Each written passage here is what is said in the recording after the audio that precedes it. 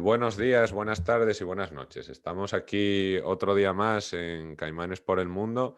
Hoy el podcast hace un pequeño salto por lo menos, no para denigrando a otros invitados, pero estamos ya con un perfil más profesional, por lo menos en el sector del que vamos a hablar, que es la energía nuclear o nucelar. ¿Cómo se dice? No sé si has visto alguna vez cuando entrevistaron en Foro Coches a Operador Nuclear, que supongo que conoces el perfil, Ujú. sacó el- la ley del CSN, la cual se definían como el Consejo de Seguridad Nucelar. Entonces, está un poco ahí la cosa Hay está la debate, duda siempre. Sí, hay hay debate, hay debate, debate. hay debate. Nada, es un puntazo ese. Bueno, Jaime, tú te llevas dedicando ya unos cuantos años como coordinador bueno, en una central nuclear, ¿no?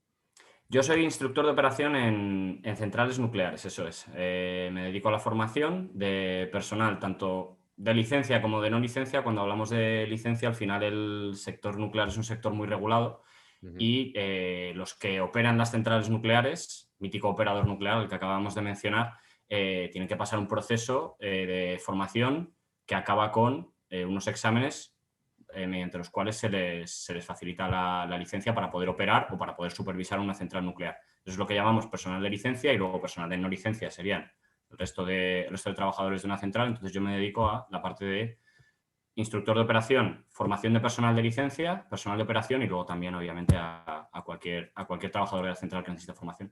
Pero no es como una oposición, ¿no? O sea, tú haces ese examen y necesitas aprobarlo para que la empresa te contrate, ¿no?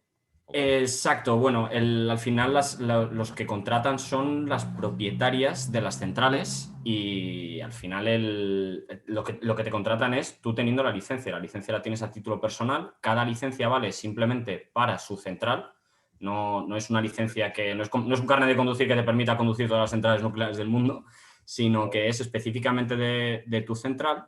Y es un proceso, como te he dicho, de unos 3 años. Entonces a ti la empresa te contrata un poco apostando por ti, de que vas a sacar adelante el proceso de formación durante esos 3 años. Te vas a ir aprobando los diferentes exámenes del Consejo de Seguridad Nuclear, y al final ya, a partir del último examen, aprobar y obtener la licencia y ya poder pasar a operar. Ya. Y bueno, podemos ya entrar un poco en lo que es el concepto de introducir un poco cómo funciona la energía nuclear. Vamos sobre todo, igual luego ya pasamos a otras materias, pero de momento centrarnos más en la generación eléctrica a partir de energía nuclear. Si puedes hacer ahí como una especie de introducción cortilla. Venga, perfecto. Vamos a... Uf, corta. Bueno, a Para ver, la no, energía nuclear, vamos a ver. todo Al todo lo final, que puedas. al final vamos a ello. ¿Cómo generamos electricidad en una central cualquiera, en una central térmica? Vamos a decir, ¿ok? Ujú. Al final lo que nosotros cogemos es un fluido, en este caso normalmente es el agua, lo convertimos en vapor, y ese vapor lo elevamos a una presión muy alta y lo hacemos pasar a través de una turbina.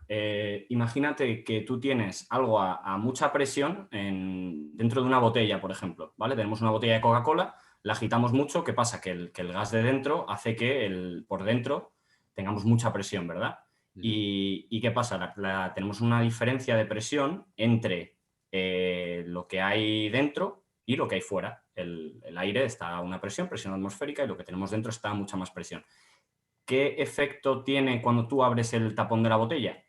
Lo que está a mayor presión, el aire que está dentro a mayor presión, se quiere ir hacia afuera, ¿no?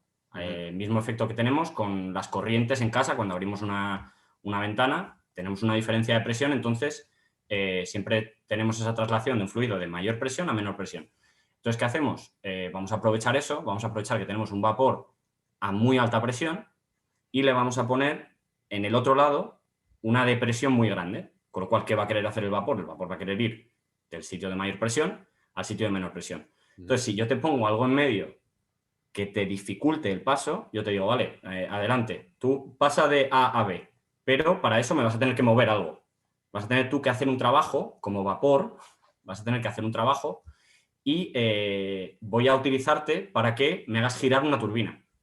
tú has conseguido lo que tú querías, que es pasar de A a B, estar de un estado energético mayor a un estado energético menor, pero a cambio yo te he sacado que me gires, que me hagas girar una turbina.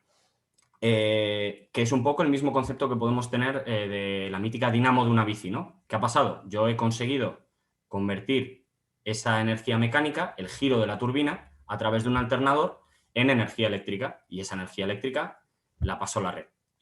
Así sería, a grosso modo, cómo funcionan todas las centrales térmicas, ¿vale? Ciclo termodinámico de Rankine, que se llama. Para los que hayan estudiado ingeniería, algo les sonará. Pero bueno, a grandes rasgos es un poco cómo conseguimos esa energía mecánica. La energía mecánica luego la convertimos en energía eléctrica en el alternador. ¿Qué vamos a hacer entonces? Necesitamos vapor. Necesitamos un vapor a muy alta presión y a muy alta temperatura, que es el que nos origina todo. Vale, entonces, ¿yo qué necesito? Necesito calentar ese agua, ¿no? De toda la vida, ¿qué se ha hecho? La máquina de vapor, etcétera, pues carbón. Con carbón, hemos quemado carbón, o hemos quemado madera, o hemos quemado diferentes materiales fósiles que nos han permitido calentar ese agua. Entonces decimos, vale, ¿y si yo consiguiera otra cosa que me pudiera generar ese calor que no fuera un material fósil? ¿Y si yo consigo una cosa muy, muy, muy pequeña, pero que me consiga generar el mismo calor que todo ese material fósil? Entonces estamos hablando de la energía nuclear. Con unas densidades Con la energía energéticas. nuclear, la densidad energética es muy, muy, muy grande. Una tonelada de carbón equivale a una pastillita muy pequeñita de uranio.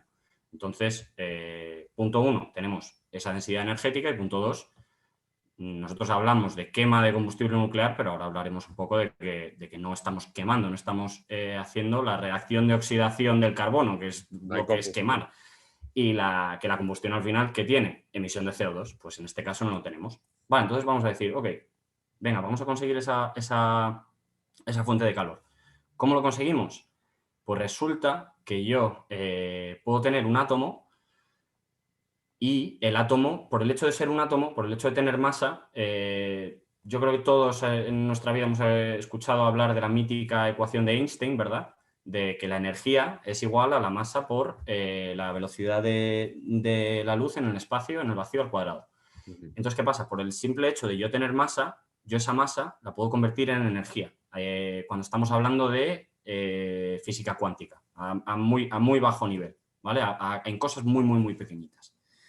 Entonces, ¿qué se descubrió? Resulta que se descubrió que con un átomo, si yo le daba la suficiente energía con una bala, digamos, yo cuando le doy con una bala consigo ese átomo separarlo en dos.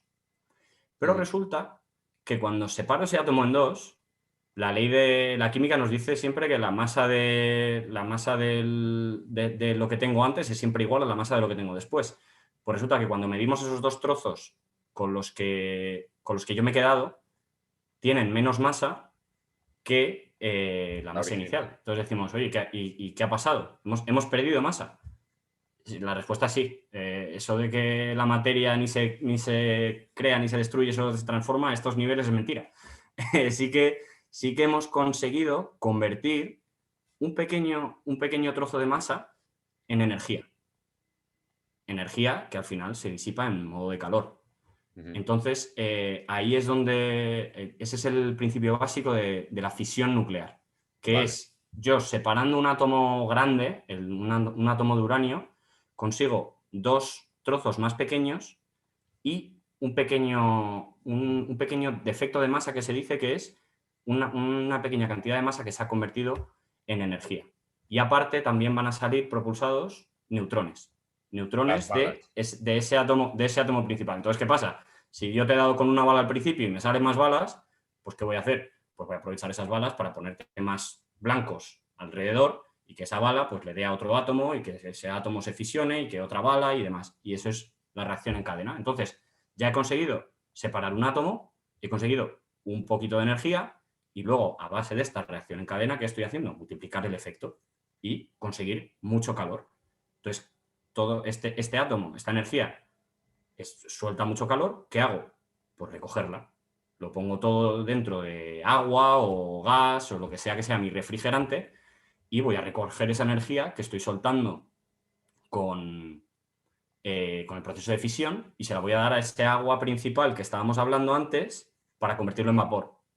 Entonces ya hemos utilizado, ya nos hemos liberado del carbón, del gas natural, de la madera y ya hemos conseguido sacar calor para crear ese vapor que necesitábamos para llevarlo a nuestra turbina y que trabajara por nosotros y con eso generar la electricidad. Y para que esa reacción en cadena no se descontrole y no tengas una mini bomba atómica ahí, necesitas, bueno, depende del reactor, se usan diferentes métodos, ¿no?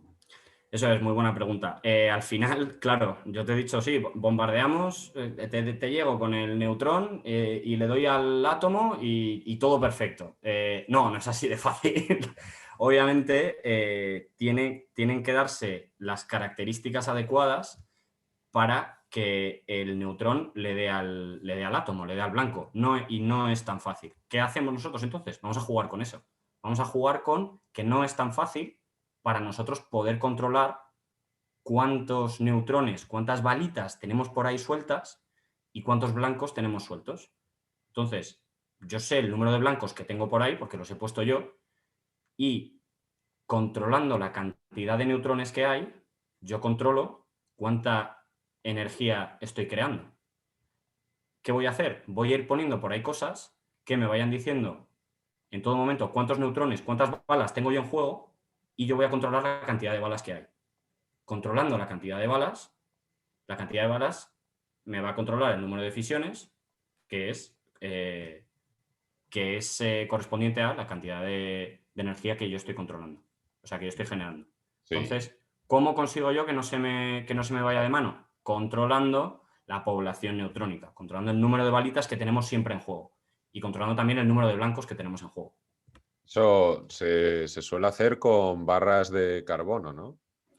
Barras de control, se llaman barras de control, dependiendo del tipo de reactor, ahora hablaremos de los diferentes reactores que tenemos, pero básicamente las llamamos barras de control, pueden ser de carbono, pueden ser es más bien de carburo de boro, porque lo que nos interesa es el boro, no el carbono, o en los reactores de agua a presión, por ejemplo, se utilizan la plata, el indio y el cadmio. ¿Por qué utilizamos estos materiales? Porque estos materiales se comen neutrones. Estos materiales yo los pongo por ahí y en cuanto ven un neutrón por ahí, lo absorben. Entonces, ¿qué hago? Insertando más o menos de este material, yo voy controlando la población neutrónica. Si meto mucho, ¿qué va a pasar? Me quedo sin balas en juego. Si meto muy poco, va a haber muchas balas. Entonces, ¿yo qué voy jugando? Voy jugando con eso, con el absorbente neutrónico para yo siempre mantener un control de la población neutrónica que hay en juego. Sí, porque además una de las cosas que cuesta mucho a la nuclear es arrancar y parar. O sea, nunca puede prácticamente dejar de funcionar porque la inercia para todo esto le cuesta bastante, ¿no? No es que cueste, sino que al final nosotros vamos controlando todo esto, pero a nosotros lo que no nos conviene es no estar trabajando siempre al 100%. ¿Por qué? Porque yo al final tengo todo mi combustible en un recipiente cilíndrico, en una lata de Coca-Cola, pongámoslo, ¿vale? Todo mi combustible está en una lata de Coca-Cola y como hemos ido diciendo, nosotros vamos a ir metiendo y sacando ese absorbente neutrónico que me va a ayudar a ir controlando la reacción. ¿Qué pasa? Que si yo al final yo cuando estoy operando al 100%, mi central, ese absorbente neutrónico está totalmente fuera, ¿vale? Y yo para ir controlando luego rápidamente la reactividad que se dice, la reactividad es cuántos neutrones hay en juego o cómo está cambiando la población neutrónica. ¿Vale? ¿Yo qué voy a ir haciendo? Voy a ir, si lo quiero hacer de manera rápida, voy a ir metiendo y sacando esas barras para ir jugando con la potencia que se genera en mi reactor. ¿Qué pasa? Que si yo tengo mis barras a mitad de la lata de Coca-Cola, ¿qué va a pasar? Que la parte de arriba no se me va a quemar tan rápido como la parte de abajo. Y que voy a tener una distribución de quemado, que se dice, no uniforme. ¿Vale? Entonces, ¿a mí qué me conviene? A mí me conviene que esté todo bien uniforme. ¿Qué voy a hacer? Normalmente lo que voy a hacer va a ser tener mis barras de control extraídas todo el rato, que lo que me va a facilitar es un quemado uniforme del combustible, y voy a meter en el agua, en el refrigerante que va pasando por el combustible, yo voy a disolver un absorbente neutrónico también, que es el ácido bórico, en reactores de agua a presión. ¿Eso qué me va a permitir? Me va a permitir un control fino de mi reactividad en todo momento. ¿Qué pasa? Que claro, ese control fino tarda un poco más de tiempo, y aparte que a mí lo que me conviene es estar vendiendo electricidad siempre, produciendo electricidad siempre. Mi combustible no es caro. A mí no me... Yo el uranio no es caro comparado con el gas natural, etcétera, para nada. Entonces, ¿yo qué digo? Oye, pues yo voy a estar produciendo todo el rato. Por eso no es que seamos lentos a la hora de acomodar carga, sino que nosotros preferimos estar produciendo siempre al 100%, y luego si hay que acomodar transitorios, de acuerdo, pero Sí, sí. si es con tiempo lo podemos hacer de una manera más fina. Yo lo enfocaba a que no se puede apagar la central nuclear y volver a encenderla, que ese cambio cuesta más que una de gas, por ejemplo, que la puedes apagar, dejar de producir, y para volver a producir la nuclear ahí tiene menos. Pero hablabas de que no os cuesta casi nada, ofertáis a casi precio cero, ¿no? En el mercado. Se oferta igual que la eólica, por ejemplo, que es precio cero. ¿Por qué? Porque a la nuclear lo que le interesa es entrar en el pool. Ya te he dicho que sus costes variables son Muy muy bajo. bajos en cuanto a... el hecho de producir más, lo único que me hace es, voy a quemar más combustible, pero es que mi combustible es barato. Es muy barato. ¿Y por qué es barato? Pues porque sale de zonas geoestratégicas que son seguras. No dependes de razones geopolíticas que te puedan afectar al precio del combustible y demás, que fue un poco la razón por la cual se tuvo desde el principio Los 80 con el el petróleo. nacimiento nuclear, ¿no? Los 80, crisis del petróleo. Resultaba que no teníamos petróleo, que si el petróleo lo teníamos era muy caro porque estaba en sitios Conflictivos. políticamente conflictivos. ¿Y qué hizo la gente? Oye, pues si tenemos esto, que podemos depender de nosotros mismos, ¿por qué no lo vamos a utilizar? Ya. Fue un poco lo que se acabó haciendo. Podemos entrar ahí un poco en los combustibles que se usan. Suele ser principalmente uranio, ¿no? O plutonio. Uranio. A ver, al final nos podríamos meter muy técnicos. Vamos a intentar mantenerlo a un nivel no tan técnico, que sería decirte que no todo el uranio es el mismo, sino que hay diferentes tipos de uranio, hay diferentes isótopos del uranio. Ujú. Entonces, no todos nos valen y no todos tienen las mismas características.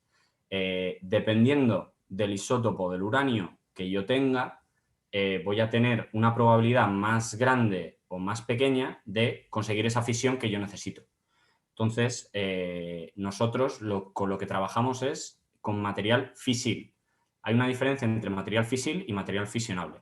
Material fisionable es que tiene la capacidad de separarse, y Ujú. después material fisil es que tiene la capacidad de separarse con una balita que va muy lenta. Muy lenta, muy lenta, muy lenta, le va a dar, y con un poquito, con que aunque vaya muy lenta, ya va a conseguir que se separe. ¿Por qué me conviene a mí eso? Porque tengo más probabilidad, si la balita va muy lenta, tengo más probabilidad de que dé en el blanco. Al final, Acertar. tú cuando quieres asegurarte de que le vas a dar a algo, ¿qué haces? ¿Lo lanzas muy Sí, fuerte sí. o vas tal y le Vas doy más fino. lentito? Pues en eso consiste. Entonces, ¿nosotros qué buscamos? Buscamos ese isótopo del uranio al que yo le doy con la balita muy lento y consigo que se separe. Ese es el uranio 235. Ujú. Y luego tenemos el isótopo del uranio de la naturaleza que más abundante es, que es el uranio 238.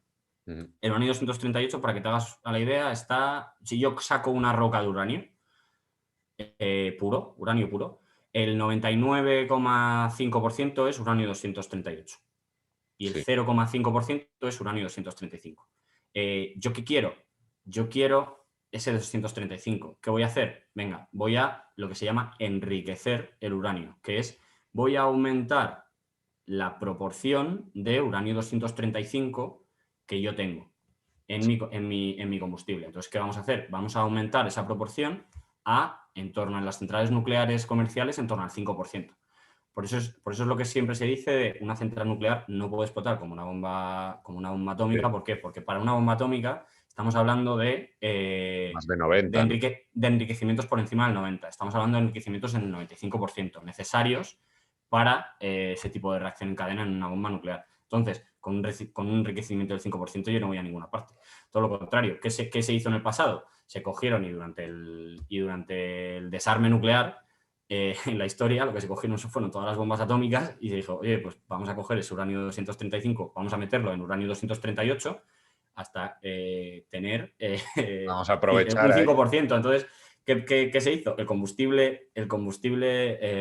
Las armas nucleares lo que utilizaron fue para crear combustible nuclear para centrales nucleares que Algo más productivo que para lo que estaban estuvieron durante diseñados. años. O sea, los Estados Unidos han estado durante años produciendo electricidad para la población con las armas nucleares que tenían durante la Guerra Fría.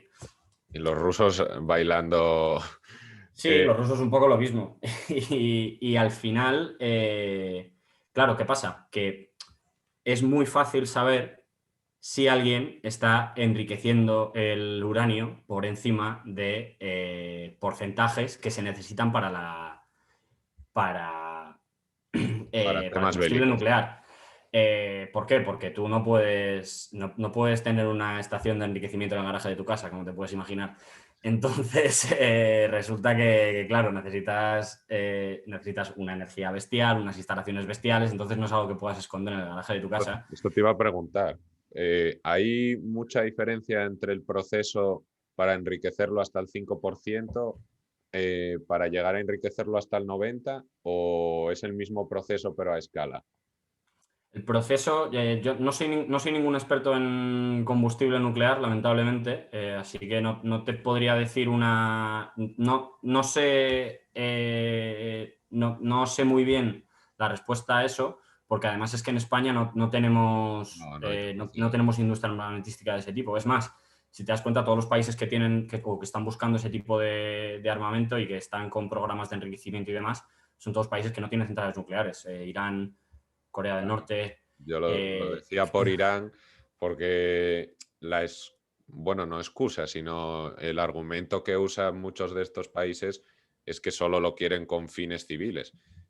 Claro, Entonces, pero claro, entonces aquí es donde viene el Organismo Internacional de la Energía Atómica, que es la pata nuclear de las Naciones Unidas, por así decir. los ojeadores. Eh, ¿Qué hacen? Se encargan de asegurar que la energía nuclear se utiliza hoy en día para fines pacíficos. Entonces, oye, si tú quieres tener acceso al mercado nuclear internacional, nosotros tenemos que dar el sello de aprobación. Entonces, ¿qué vas a hacer? Para que yo te dé el sello de aprobación, me vas a enseñar todas tus Instalaciones. infraestructuras y yo te lo voy a mirar. Entonces, yo una vez que te haya mirado todo, yo te doy el sello de aprobación. ¿Qué está pasando con países como Irán? Que están diciendo, no, sí, nosotros queremos un programa nuclear para fines pacíficos, ¿ya? Por eso tenemos todas estas, todo este programa. Y claro, está llegando la OIAE y les está diciendo, muy bien, de acuerdo, déjame entrar, déjame verlo. Uy, no, mejor no, mejor ya otro Fíjate, día. fíjate, Entonces es como, claro, entonces el argumento de que los países que tienen un programa nuclear con fines pacíficos lo pueden utilizar para una carrera armamentística es simplemente no es verdadero. Porque para tú tener acceso a ese mercado nuclear internacional o para tú tener acceso al conocimiento o para que la gente no se mosquee de, oye, es que ya te digo que no es fácil esconder instalaciones de este tipo. Entonces, para eso tienes que dejar a las Naciones Unidas que entren en tu jardín y te inspeccionen bien. ya. Una pregunta así que se me viene a la mente. Por tema de detección de radiación, ¿habría algún mecanismo para ver si están enriqueciendo el uranio a esas cantidades? ¿O se El, puede simplemente poner paredes de hormigón ahí y que no se enteren ni Dios? No, porque es que el uranio en sí no es altamente radiactivo. El uranio, podemos hablar de la radiación a grandes rasgos. La radiactividad básicamente es un exceso de energía. Es estar en un estado excitado. Entonces, tú imagínate que tú tienes un niño pequeño y el niño pequeño está en un estado estable, ¿vale? Y tú de repente al niño le das un Red Bull. Entonces, el niño de repente se pone... Endemoniado. ¿Y qué hace? Se pone a correr como loco por todas partes. ¿Por qué? Porque tiene un exceso de energía que necesita soltar. La radiactividad es eso. La radiactividad es un elemento que no está en su estado estable y que para llegar a un estado estable necesita eliminar ese exceso de energía que tiene. Y Forma de entonces lo puede radiación. eliminar, exacto, lo puede eliminar de dos formas. O con la emisión de partículas, con la Alfa, emisión de beta. un trozo mío que puedan ser las partículas alfa o las partículas beta, o neutrones también, podemos tener emisión de neutrones, o con emisión de radiación electromagnética, que son rayos gamma y rayos X. Sí, Es así los como Red yo Bull. me libro de eso que tengo. Entonces, la radiación alfa es una radiación que es muy poco penetrante. ¿Por qué? Porque interactúa con el medio muy rápido. Entonces, es muy, muy difícilmente detectable ya en un laboratorio. O sea, nos las vemos y nos las traemos para detectar radiación alfa en un Es la laboratorio. más peligrosa también, ¿no? Es peligrosa dependiendo. Por ejemplo, en el exterior yo podría tener, y lo he tenido, Papel, sí. una fuente de radiación alfa a medio metro de mí y no me hace nada. Otra cosa es que ya si me trago esa fuente de radiación alfa, ya entonces sí que podemos tener un problema. Pero tú puedes tener una pastilla de combustible de uranio fresco, que no haya entrado todavía en el reactor, la puedes tener en la mano y no tienes ningún problema. O sea, no vas a tener un problema ni de radiación ni de nada. Entonces, el uranio en sí no te va a dar una señal de nada. Es todo un mito lo de las centrales nucleares que emiten radiación a los pueblos de al lado y todo Bueno, esto que la gente cree un poco. no, hablemos de eso. No, obviamente, tú tienes radiación en una central nuclear. Ahora hablemos de cuánta radiación tienes en una central nuclear, Eso. que es lo importante, y cuánta emites al exterior. Tú, obviamente, una vez que tú tienes esos núcleos de uranio en tu reactor y los fisionas, ¿qué pasa? Que esas dos partes son, cada una de ellas son el niño con Red Bull. O sea, Mm. cada una de esas partes son inestables y ¿qué van a estar? Van a estar emitiendo radiación. Todos estos tipos que hemos hablado. Y como ahí no es matemático de si yo meto el uranio voy a sacar A y B siempre. No. Cada una te da dos productos diferentes. Puedes tener mayor probabilidad de obtener uno u otro, pero cada una te va a dar dos productos diferentes que se van a acabar desintegrando, que es esa emisión de radiactividad, lo llamamos una desintegración, se van a acabar desintegrando de maneras diferentes y tal. Entonces ahí tenemos toda la tabla periódica y que además están emitiendo de todo. Entonces, ¿qué tenemos que hacer? Tenemos que tener cuidado de, vale, esa dosis, esa radiactividad que mis productos están emitiendo, tengo que tener mucho cuidado con ello. Por eso, por punto uno, tenemos los edificios de contención son de hormigón. ¿Por qué? Porque el hormigón ayuda a minimizar, vamos, se come toda la radiación, básicamente. ¿Por qué? Porque el hormigón tiene agua. Y el agua es un gran blindaje. El agua sirve para todo. El agua nos vale, aparte de para refrigerar, para moderar cuando, ¿te acuerdas? Claro, cuando nosotros hemos fisionado, esas balitas no Para, salen lentito como a nosotros nos gusta, no, esas bajarla. balitas salen, salen Despega. volando. ¿Y qué nos hace el agua? El agua, como tiene hidrógeno, ¿qué hace? Pues le van metiendo, es como un pinball, y le va metiendo a esas balitas, les va metiendo guantazos, y las va frenando. Y entonces ya tenemos la balita clavada para ir al Tranquilita. otro átomo. Entonces nos sirve de refrigerante, nos extrae el calor del combustible, nos sirve de moderador y aparte nos sirve de blindaje. Entonces, en el hormigón que tenemos fuera, al tener agua, tú te puedes poner con un dosímetro fuera de un edificio de contención. Bueno, y es que, porque tiene que ser así por ley. Y la dosis que consigues es la dosis ambiente, la dosis es que la Tierra en sí es radiactiva. Entonces tú lo que consigues es la dosis ambiente. ¿Por qué? Porque por ley cualquier trabajador no expuesto es personal del público. Entonces hablemos un poquito de esto. No todos los trabajadores que trabajan en una central están autorizados para recibir radiaciones. No, básicamente tú tienes que, es que eso es algo muy importante, tú tienes que justificar que tu trabajador vaya a recibir una dosis de radiación. Por muy pequeña que sea, tú lo tienes que justificar. Entonces, hay mucho personal en la central nuclear, la mayoría del personal de la central nuclear no es personal expuesto, con lo cual tiene que recibir la dosis de cualquier miembro del público. Y eso es una dosis ridícula. Ridícula. Estamos hablando de está legislado. Un milisievert al año, por legislación. Sí. Entonces, si el trabajador que trabaja al otro lado del edificio de contención de una central nuclear tiene que recibir una dosis minúscula, imagínate ya el que vive a 5 kilómetros de ahí. A 5 kilómetros.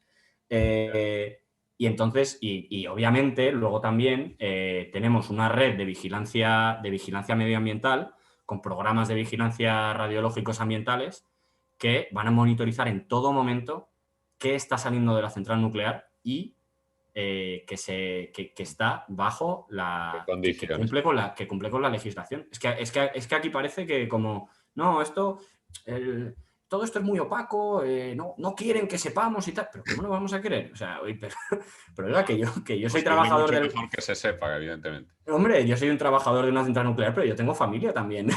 yo vivo al lado de la central nuclear. Entonces, ¿qué me está diciendo? Que usted, que yo, aparte de saberlo todo, lo estoy... El desconocimiento es un gran enemigo. Pero el desconocimiento es un gran enemigo, pero el desconocimiento destilado utilizado para manipular a la gente es el verdadero enemigo. Porque yo no tengo ningún problema en tener una cola de 200 personas y que uno por uno me vayan diciendo, oye, estoy preocupado porque vivo al lado de una central nuclear. No te preocupes, yo te explico todo lo que necesites. Si quieres, te siento aquí durante 3 horas y te explico por qué estás a salvo. La cosa es los que cogen y dicen, no estamos a salvo. No, siéntese, yo se lo explico. No me explique nada. No estamos a salvo. Como tierraplanistas, gente... Pero si es que tengo aquí todo este tocho que me he tenido yo que estudiar durante años para poder formar a la gente y tal, en el que me lo he entendido muy bien y tal, y os lo puedo explicar. No, es que no quiero que me lo explique, es que no estamos a salvo. ¿Pero en qué se basa usted? En que no estamos a salvo. Nada. En que es como yo me siento y no estamos a salvo. Pero disculpe, pero entonces, ¿qué tipo de debate estamos teniendo? Es que yo no quiero debatir con usted. Es que yo no estoy a salvo. Cierre la central nuclear. Sí. O sea, no quieren atender a ningún tipo de razón. No. Sentirse alarmados, tener, no sé si un motivo de existencia o de qué.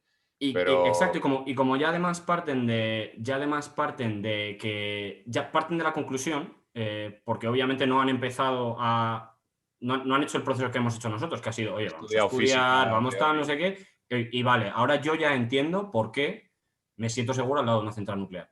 Pero ellos ya parten de la conclusión de que no, nos sentimos inseguros al lado de una central nuclear. Con lo cual, vamos a intentar buscar cosas que hagan realidad lo que nosotros sentimos.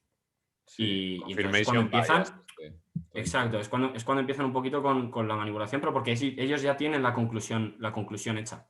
Y no van a salir de ahí. Esperemos que con este podcast y más difusión la gente se pueda concienciar un poco más. Tú o sea, esto que estábamos hablando se atribuye también a los cementerios nucleares, ¿no? Donde luego se tratan los residuos. Ahí tampoco tienes ningún tipo de radiación peligrosa ni nada por el estilo. Claro, es que ya si empezamos a analizar desde el principio en que hemos conseguido que la gente lo llame cementerio nuclear. Bueno, perdón por el término. No, es que a mí me gusta mucho esto. A mí me gusta que la gente no del sector hable del sector, sobre todo porque nosotros conseguimos una mejor percepción. A mí no me gusta ver entrevistas de un nuclear a otro nuclear, porque siempre digo que yo los llamo, me gusta llamarlos masajes. Y me critican mucho, pero siempre digo, es que no me gustan los masajes. ¿Por qué? Porque a mí me gusta ver la percepción que tiene la gente de la calle. Y a mí me encanta cuando, me encanta cuando a lo mejor estoy en una barbacoa con amigos y tal, tú trabajas en la nuclear, tal, no sé qué, pues yo pienso tal. Digo, dímelo, dime lo que piensas. Me dice, no, yo pienso que son inseguras Vi la porque serie son de viejas. Chernobyl y... Claro, no, me dice, yo pienso que son inseguras porque son viejas. Y yo le digo, pues mira, te enseño esta gráfica en la cual lo que te muestra es cómo, con el paso del tiempo, el nivel de seguridad de las centrales ha aumentado y cada vez se registran menos y menos incidentes en las centrales. Al principio, en los 80, cuando las centrales eran nuevecitas, se registraba X nivel de incidentes y es que ese nivel ha reducido drásticamente. Con lo cual, es todo lo contrario. La central puede ser más vieja, pero nuestra industria es más madura, entendemos mejor la central, know-how. sabemos, y también te digo una cosa, la central tiene de vieja nada. ¿Por qué? Porque la central básicamente se cambia todo. De la central se acaba cambiando todo.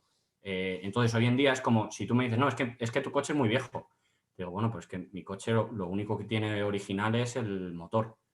El resto del coche lo he cambiado entero. Lo he modernizado entero y tal. Y el motor, yo sé que es seguro. ¿Por qué? Aquí tienes todas las pruebas que yo lo hago a mi motor para asegurarme de que son seguros. Aquí tienes todo el estudio de seguridad que yo hice cuando construí el motor, cuando echó a rodar. Y aquí tienes todo el seguimiento, todo el libro de mantenimiento del coche, de todas las pruebas que le he ido haciendo yo al motor, en las cuales dice que se está cumpliendo todo lo que yo vaticiné. Es más, que el motor hoy en día está mejor de lo que yo vaticiné en el pasado. ¿Por qué? Porque fui a lo seguro. Dije, bueno, pues me voy a poner siempre con un margen de seguridad y los motores hoy en día están mucho mejor de lo que vaticinábamos en un pasado. Es que Y el si resto del coche se tú, cambia entero.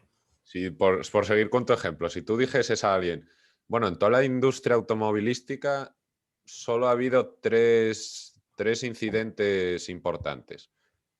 Dirías tú, joder, es súper seguro eso. O en la industria eh, aeronáutica o lo que sea, o sea, por tasa de incidencia y los años que lleva eso en funcionamiento, está visto que es súper seguro. No es súper seguro, es la más segura. Entonces, Sí, claro, claro. es una paradoja muy grande, que es algo muy gracioso que te cojan y te vengan a decir otras energías, que es que tu energía no es segura. Es como si, es como si el coche, que tiene una tasa de mortalidad mucho más mayor que la del avión, que la industria automovilística haga una campaña de que la Desprestigio. industria, que la industria aeronáutica no es segura. Entonces viaje usted en coche porque es más seguro. Oiga, pero si las estadísticas dicen que el avión es mucho más seguro que el coche, aquí las tiene usted. Usted viaja en coche, Da el igual. avión no es seguro. Da Entonces, igual. entonces, ¿qué estamos hablando? Es que Eh, es un tema muy humano que siempre nos quedamos más con lo malo que con lo bueno. Porque si hace 15.000 años tú estás por el bosque y te dice, oye, creo que eso suena a un león, y tú, Me da igual". Pero sin embargo, si te quedas con lo malo, estamos como, yo creo, diseñados ya genéticamente. Las noticias saben estos de hacerla de Dios y siempre las noticias sensacionalistas o, pues eso, los accidentes, cosas, entre comillas, malas, se te quedan más. Entonces, la gente tiene ahí Fukushima, tiene ahí Chernóbil, Three Mile Island, no creo que tanto, pero tiene esas dos y ya es energía nuclear y ya asocian mentalmente a esos incidentes, cuando en realidad ha habido, vamos, no sé cuántas centrales hay en el mundo y cuántos años llevan, pero la tasa es lo que tú dices, es la más segura. no, es por eso, por unidad de energía producida es la más segura de largo. Y no sé, podemos entrar en, claro, a mí me dicen, la energía nuclear no es segura. Y digo, oye, esto es una acusación muy grave. Me dicen, no, porque lo que tú has dicho, Fukushima, Chernóbil, y yo digo, venga, adelante, vamos a abrir ese debate de seguridad de la energía nuclear. Y digo, ven, vamos al fondo de las cosas, ¿no? ¿Qué es seguro? ¿Cómo se cuantifica la seguridad? Y yo me acuerdo una vez que estaba jugando con el hijo pequeño de una prima mía y no sé cómo salió la cosa, pero era como, le pregunté, cuál es la definición de salud? Y me dijo, la ausencia de enfermedad. Y me quedé pensando y dije, joder, lo ha clavado. Ujú. Digo, entonces, cuando entramos en la definición de seguridad, podemos entrar en un debate subjetivo de, para mí la seguridad es tal, y digo, pero venga, me voy a basar en la simplicidad y la sabiduría de un niño de 4 años. Para mí algo que es 100% seguro es que tiene ausencia de riesgo. La salud es la ausencia de enfermedad, pues la seguridad es la ausencia de riesgo, ¿no? ¿Y eso existe? O sea, ¿existe alguna actividad que no No. suponga riesgo alguno? Entonces, bueno, vamos a llevarlo a nuestro tema, que es la producción de energía. ¿Existe alguna energía 100% libre de riesgo? No. Entonces, el riesgo para nosotros los ingenieros, que necesitamos llevarlo todo siempre al terreno tangible, pues nosotros, obviamente, ¿qué hemos hecho? Desarrollar una fórmula. Y bueno, la fórmula que nosotros tenemos para el riesgo es que el riesgo es el producto de la probabilidad de que algo suceda y la consecuencia de que eso suceda. Entonces, como tenemos dos factores en este modelo, para poder simplificarlo, fijemos uno de ellos. Vamos a hacer un análisis sobre el otro. Entonces, fijemos que el factor consecuencia. ¿Qué es lo peor que puede sucedernos? Vamos al extremo. Vamos a ponernos en el peor de los casos. Pérdida de vidas. Y cuidado, que no es un tema con el que van a analizar, ¿eh? Es una hipótesis que me tomo muy en serio.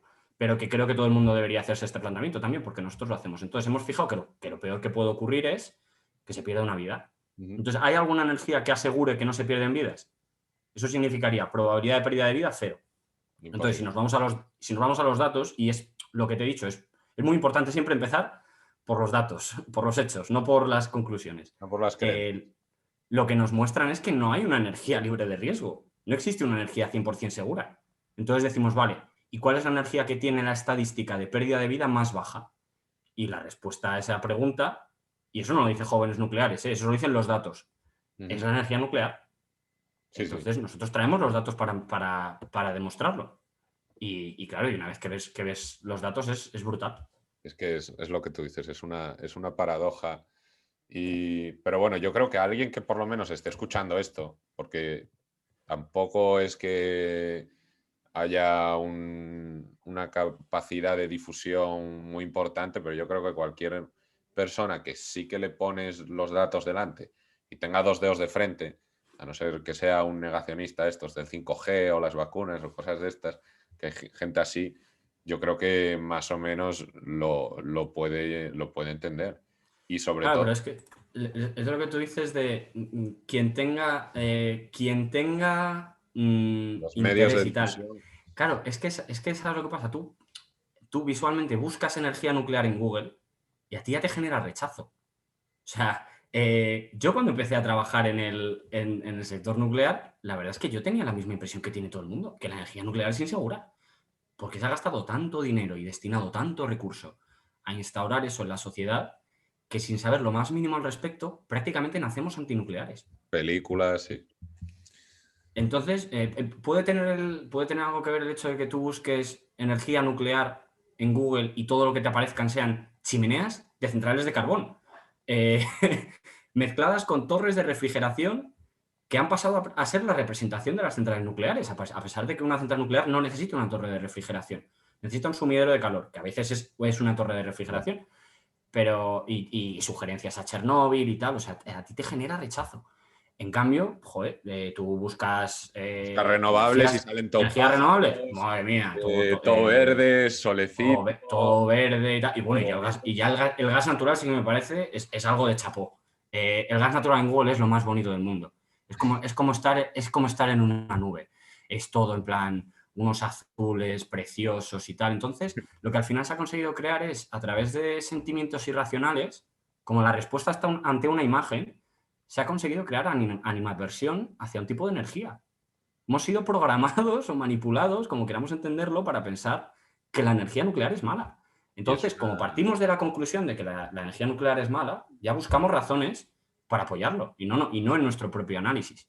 Entonces, sí, bueno, claro, ya pero no es es que no todo el objetivo. mundo, O sea, tú claro, pero naces no todo y el ya no mundo es puede objetivo. pasar por el periodo de formación que he pasado yo, que ya fue cuando yo ya empecé a creer mi propia versión de la energía nuclear, con ciencia, no con imágenes, con actitud cuestionadora, estudiando, sentando bases para tener fundamentos sólidos de por qué yo soy pronuclear.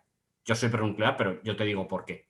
Y eso es lo que crea Jóvenes Nucleares. Es justo lo que tú estás hablando, esa necesidad identificada de que la gente forme su propia opinión al respecto de la energía nuclear. Exacto. Y eso solo se puede hacer con información y con hechos. Por eso nosotros nos dedicamos a divulgar, nosotros no adoctrinamos. Yo soy pronuclear, pero yo no intento que tú seas pronuclear. Yo lo que intento es Poner los que tú datos. aprendas y que tú tomes tu decisión. Entonces, nosotros estamos abiertos al debate, pero siempre con criterios técnicos, no con sensacionalismos. La cosa es que, claro, cuando nos vamos a los criterios técnicos, la mayoría de antinucleares es que no entienden de lo que están hablando. Es una labor muy ardua debatir con aquel que no sabe lo que habla. Porque aparte de rebatirle su posición, le tienes que explicar que su posición es que no tiene ningún fundamento físico. Entonces le tienes que explicar los fundamentos. Para aprender estos fundamentos, yo te he dado pues, mis 5 años de ingeniería, más mis 3 años de formación. Joder, pero no se necesita una carrera y 3 años de formación posteriores para hacer una pancarta que diga, cerremos Cofrentes. Cofrentes igual a Fukushima. Ya claro. Está. Es esto el razonamiento. Sienta a toda esa persona con la pancarta que debata con un profesional del sector nuclear, a ver si tienen el mismo nivel de conocimientos. Y todos podemos debatir entre iguales, pero la cosa es, siempre estamos al final Bueno, contacté contigo porque hicimos otro podcast pues parecido. Tengo una amiga que fundó pues algo parecido, una asociación, Minería es Más, sobre básicamente esto, la minería. También, no solo en España, en otros muchos países, tiene esa percepción de que es dañina para la naturaleza, de muchas cosas, que luego si entras mucho más en detalle ves que no es verdad. Y ellos están intentando más o menos lo que vosotros estáis promoviendo con la energía nuclear, pero para la minería. Y me parece que es algo muy importante y ahora que existen plataformas, porque hace 20 años era muy difícil que pudieses ir a Antena 3 a hablar de esto, pero ahora mismo con redes sociales, YouTube, diversas plataformas, sí que puede haber un mayor debate y un mayor entendimiento en este aspecto. Sí, sobre todo lo que necesitamos es elevar el nivel y que la gente se conciencie, porque claro, es muy difícil. Hay una alarma. Es muy difícil para nosotros meter todo esto en 280 caracteres. Y nosotros lo intentamos, ¿eh? Pero es que es muy difícil meter estos mensajes en 280 caracteres. Entonces, claro, ellos con esa foto que es que no necesitan ni hablar. En cambio, yo no puedo explicar la seguridad nuclear en una foto.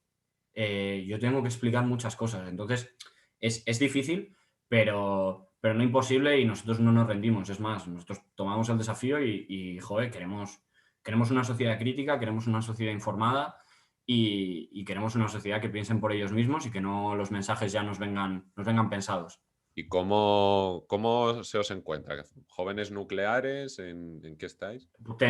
Estamos intentando estar en todas partes. Lo estábamos hablando tú y yo antes me estabas dando los consejillos para ver si entramos en Twitch.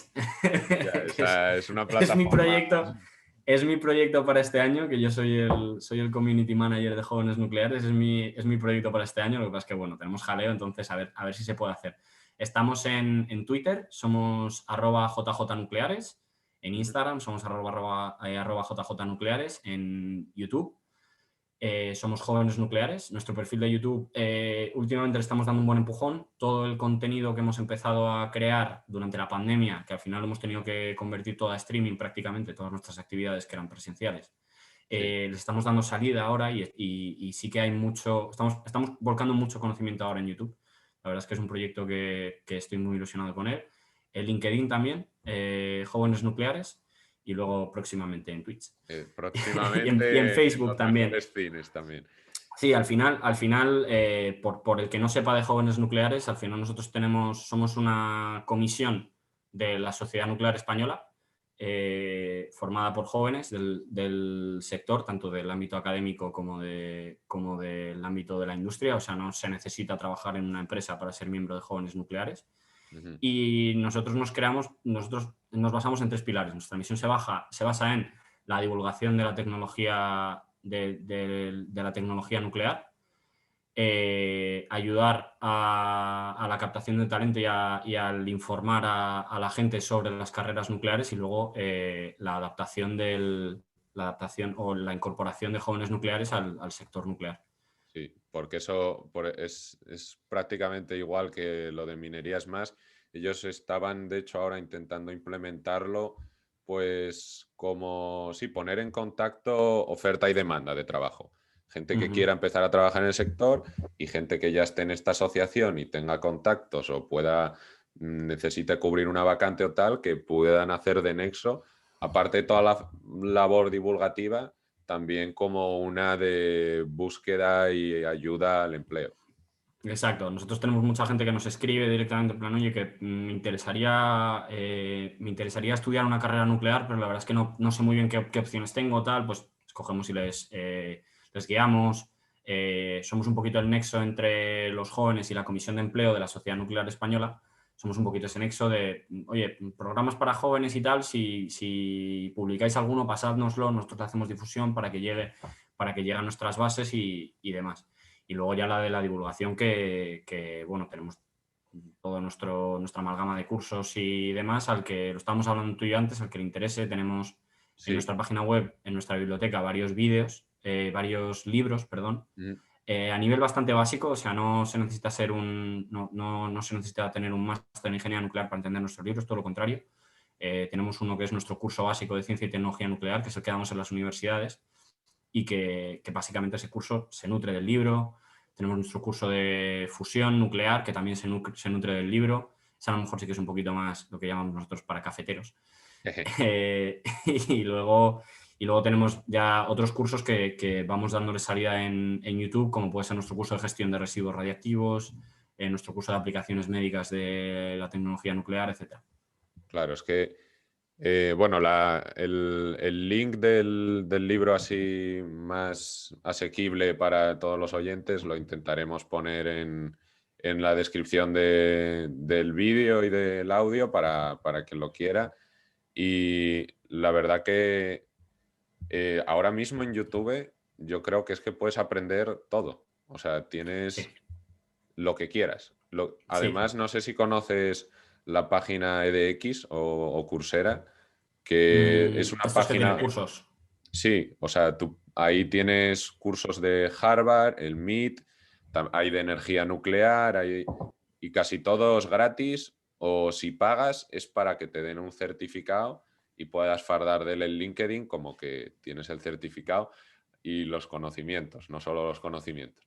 Sí, sí, ahora es brutal. Claro, yo me dedico a la formación, entonces, bueno, aparte del sector nuclear, también estoy bastante al tanto de temas de formación. Y la digitalización que está habiendo en los últimos años ya es brutal. Ya era un movimiento que tenía bastante empujón, y ahora con el tema de la pandemia es increíble. Ya los niveles a los que estamos llevando el autoaprendizaje y demás es espectacular.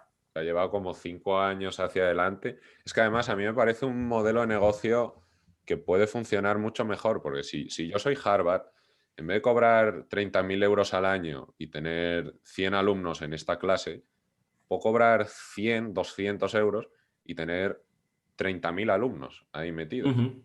Sí, sí, Y sí. dar una información de calidad.